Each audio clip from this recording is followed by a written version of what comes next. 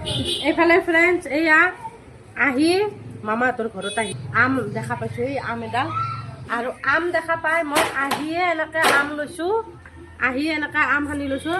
প্ৰথমবাৰ আম আনি লৈ জুতি লৈছোঁ আৰু আনি থাকক মামাহঁতৰ ঘৰ। এয়া অংগনবাদী পুৰা খেলি আছে, মুনু পুৰা এনজয় কৰি আছে। আৰু এইফালে ৰাস্তাৰ ওচৰতে ঘৰ, এইবিলাক গোটেই মামাহঁতৰ ঘৰ, বহুত কেইজন আছে এইফালে। আৰু এইফালে এইটোৱে নাজমা, মই তাইৰ ঘৰত গৈছিলোঁ। বেচেৰি ইমান কষ্ট কৰিছে ফ্ৰেণ্ডছ, আমাৰ লগত মানে বহুত কষ্ট কৰিছে।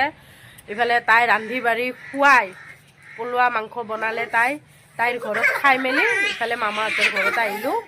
এইটো তাইৰ মাকহঁতৰ ঘৰ। আৰু ইফালে ইয়াতে মানে আহিলে মই ইয়াতে আহোঁৱেই মামাহঁতৰ ঘৰত, মানে প্ৰত্যেকবাৰ আহিলে মামাহঁতৰ ঘৰত নাহাকে থাকিবই নোৱাৰোঁ, মানে মাতে ফোন কৰি কেনে, সেইকাৰণে অহা যায়। ভাল লাগে যিহেতুকে ইমান বছৰৰ মূৰত অহা যায়, সেইকাৰণে চবকে মাত দি যাওঁ আৰু।